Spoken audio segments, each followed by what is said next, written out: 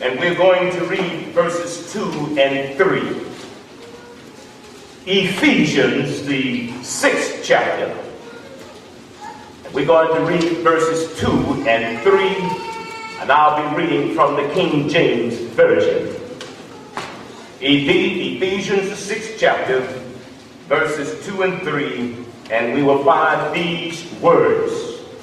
Honor thy father and mother, which is the first commandment with promise, that it may be well with thee, and thou mayest live long on the earth.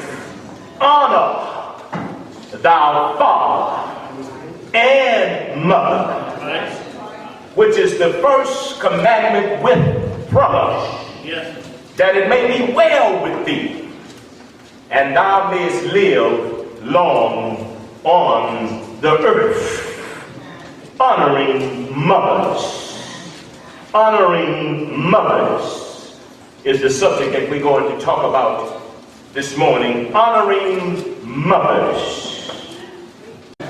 When it flashed across the television showing a mother chastising her teenage son who was participating in rioting against the police in Baltimore, Maryland, this mother showed up and disciplined her son all the way back home. That young man is living today because mother showed up. Mothers are survivors. They are the preservers and promoters of what is good. Are y'all praying with me? So you see, to celebrate motherhood is deserved. It is right, it is proper, and it is a command by God to honor mothers. God chose mothers in his creative work to be the bank of which God would deposit life. Every human being on this planet came through the birth canal. Yes, sir. And God passed down a commandment to honor mothers. Yeah. You see, a command is not a thought. That's right. A command is not a suggestion. A command is not a good idea. But it is a directive God expects us to obey. Yeah. God didn't put any preconditions on honoring mother. Yeah. God said, honor thy mother. Yes. There are no prerequisites, there are no exceptions to honoring mothers. That's right. God did attach a promise to the command when we honor mothers. And the promise is that your days may be long on the earth. So to honor mothers and fathers is the only command in Scripture that promises long life as a reward. Are y'all hearing me, young people? But why should we honor mothers? Well, first of all, we should honor mothers because God said it. And whatever God says, just do it. What God says is not up for debate. It's not up for consideration. It's not up for intellectual exchange.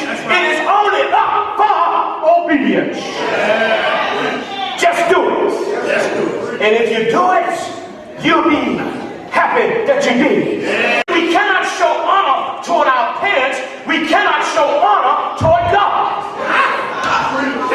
You see, to honor mothers is a test toward how we honor God.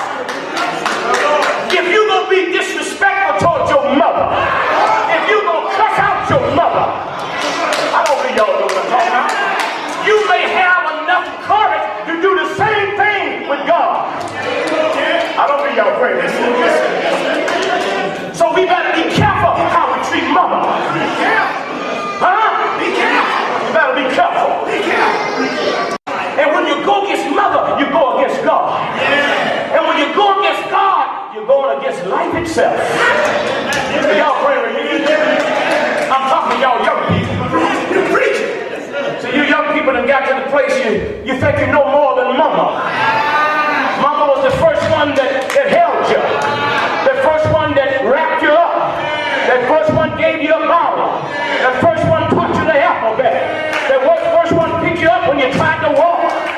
going to get to the place that you're going to disrespect mama? Oh, Lord have mercy. You don't want the wrath of God to pour down on you. You got to respect your mother. I don't think y'all know what I'm talking about. We should honor mothers is because of their presence. Yes, sir.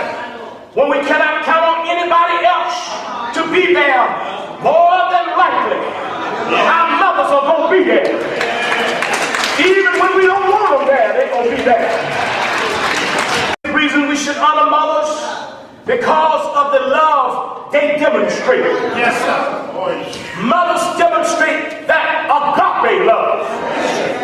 They have that unconditional love toward their children. Yes, sir. Yes, sir. Yes, children disappoint them sometimes. Yeah. Yes, children make them upset sometimes. Yeah. Yes, children are rebellious and hard-headed sometimes. Yeah. But mother's love is never diminished toward her children. That's right. Mothers would say, regardless of the crime, this child is still mine.